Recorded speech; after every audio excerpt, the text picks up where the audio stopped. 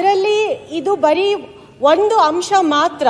Kudremukh national park ಅಲ್ಲಿ ಯಾವಾಗ ಇದು ಡಿಕ್ಲೇರ್ ಆಯಿತು 2004-2005 ಇಂದ ಇಲ್ಲಿವರೆಗೂ ಸಾಕಷ್ಟು ಸಮಸ್ಯೆಗಳನ್ನ ಇನ್ನೂ ಅವರಿಗೆ ಬಗೆಹರಿಸಲಿಕ್ಕೆ ಆಗಿಲ್ಲ.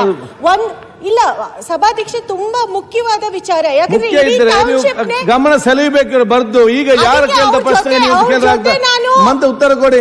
ಬಾಕಿ ಸದಸ್ಯರುಗಳ ಜೊತೆ ನಾನು ಧ್ವನಿಗೂಡಿಸ್ತಾ ಯಾವ ಪ್ರಶ್ನೆ ಕೇಳಿದ್ದಾರೆ, ನೀವೇನ್ ಸಮಸ್ಯೆ ಹೇಳ್ತೀರಿ? ಇಶ್ಯೂ ಇದೆ. ಇನ್ನೂ ಸುಮಾರು ಜನಕ್ಕೆ ಅಟ್ಲೀಸ್ಟ್ ಸ್ವಲ್ಪ ಜನಕ್ಕೆ ಇದನ್ನ ವಾಲಂಟರಿ ಆಗಿ ಅವರಿಗೆ ಅವರು ಇಲ್ಲಿ ಕಾಡಿನ ಅಂಚಿನಿಂದ ಹೊರಗಡೆ ಬರ್ಲಿಕ್ಕೆ ಆಪ್ಷನ್ ಆದ್ರೂ ಇದೆ. ಬಟ್ ಬಾಕಿ ಜನ ಸುಮಾರು ಜನ ಇನ್ನೂ ಪಾರ್ಕ್ ಒಳಗಡೆನೆ ಇದ್ದಾರೆ. ಅದು ಇನ್ನೂ ದೊಡ್ಡ ಸಮಸ್ಯೆ ಇದೆ. ಅದ್ರ ಬಗ್ಗೆ ಅರಣ್ಯ ಇಲಾಖೆ ಗಮನನೇ ಹರಿಸಿಲ್ಲ. ಮಂತ್ರಿ ಆಯ್ತು. ಸನ್ಮಾನ್ಯ ಸಭಾಧ್ಯಕ್ಷರೇ, ಈಗಾಗಲೇ ಎಲ್ಲಾ ಉತ್ತರಗಳು ಮಾನ್ಯ ಸಚಿವರ ಒಂದು ನಿಮಿಷ, ಪರಿವಾರಗಳು ಇದೆ ಅಲ್ಲಿ. ಮಾನ್ಯ ಸಚಿವರೇ ಒಂದೇ ಸೆಕೆಂಡ್ ಟೈಮ್ ಕೊಡಿ, ರಿಕ್ವೆಸ್ಟ್ ಮಾಡ್ತೀನಿ. ಇವತ್ತು ಅರ್ಗಾಗ್ದಾನೆ ಅಂತ ವಿಚಾರ ಪ್ರಸ್ತಾಪ ಮಾಡಿದ್ರು. ನಮ್ದೇ ರಾಜ್ಯದಲ್ಲಿ 1300 ಕೋಟಿ ರೂಪಾಯಿ ಕಾಂಪದಲ್ಲಿ ಇದೆ.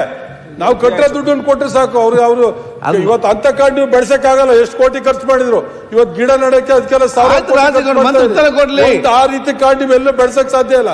ಇವತ್ತು ನೂರಾರು ವರ್ಷಗಳಿಂದ ಬದುಕು ಕಟ್ಟಿದ್ದೆ ಬಿಟ್ಟು ಬರ್ತಾ ಇದೆ. ಹಾಗಾಗಿ ಅವರಿಗೆ ನ್ಯಾಯ ಕೊಡಬೇಕು. 1:4 ಮಾಡಿಕೊಟ್ರೆ ಅವ್ರ ಬದುಕನ್ನು ಕಟ್ಕೊಟ್ಟಾಗುತ್ತೆ. ದುಡ್ಡು ನಮ್ದೇ ಇದೆ, ಸರ್ಕಾರದವರೇ ಇದೆ. ಸನ್ಮಾನ್ಯ ಸಭಾಪತಿಗಳೇ, ಕುದುರೆಮುಖ ಪುನರ್ವಸತಿಗಾಗಿ ಈಗಾಗಲೇ ವಿಶೇಷ ಪ್ಯಾಕೇಜ್ ಘೋಷಣೆ ಮಾಡಲಾಗಿದೆ. 300 ಪರಿವಾರಕ್ಕೆ ಕೊಡಲಿಕ್ಕೆ 300 ಕೋಟಿ ರೂಪಾಯಿ ಅವಶ್ಯಕತೆ ಇದೆ. ಇನ್ನೂ 700 ಪರಿವಾರಕ್ಕೆ ಕೊಡಬೇಕು ಅಂದರೆ ಮತ್ತೆ ಇನ್ನೂ ಜಾಸ್ತಿನೇ ಆಗ್ತದೆ, 800 ಕೋಟಿ ಆಗುತ್ತೆ. ಹೀಗಾಗಿ ಈಗೇನು ಮಾರುಕಟ್ಟೆ ಬೆಲೆ ಇದೆ, ಮಾರುಕಟ್ಟೆ ಬೆಲೆ ಮೇಲೆ ಅವರು ಅದಕ್ಕೆ ಒಪ್ಪಿಗೆಯನ್ನು ಕೊಡ್ತಾ ಇದ್ದಾರೆ. ಹೀಗಾಗಿ ಯಾಕೆಂದರೆ ಇನ್ನೂ ಬೇರೆ ಬೇರೆ ನಮ್ಮಲ್ಲಿ ವನ್ಯಜೀವಿ ಧಾಮಗಳಲ್ಲಿ ಇವತ್ತು ನಾನು ಕೇಂದ್ರ ಸಚಿವರಿಗೂ ಮನವಿ ಮಾಡಿದ್ದೇನೆ, ಮಾನ್ಯ ಮುಖ್ಯಮಂತ್ರಿಯವರ ಗಮನಕ್ಕೂ ತಂದಿದ್ದೇನೆ. 22 ಕೋಟಿ ರೂಪಾಯಿಗೆ ಒಂದು ಎನ್ಕ್ಲೋಜರ್ ಏನಿದ್ದಾರೆ, ಮೊನ್ನೆ ಆನೆ ತುಳಿತದಿಂದ ಒಳಗಡೆ ಇದ್ದಂಥವ್ರೆ 2 ಮೃತಪಟ್ಟಿದ್ದಾರೆ. ಅವರು 22 ಕೋಟಿ ರೂಪಾಯಿ ಕೊಟ್ಟರೆ ಅವರು ಹೊರಗಡೆ ಹೋಗ್ಲಿಕ್ಕೆ ತಯಾರಾಗಿದ್ದಾರೆ. 22 ಕೋಟಿ ಕೊಡಬೇಕು ಅನ್ನೋಂಥದ್ದು ನಡೀತಾ ಇದೆ.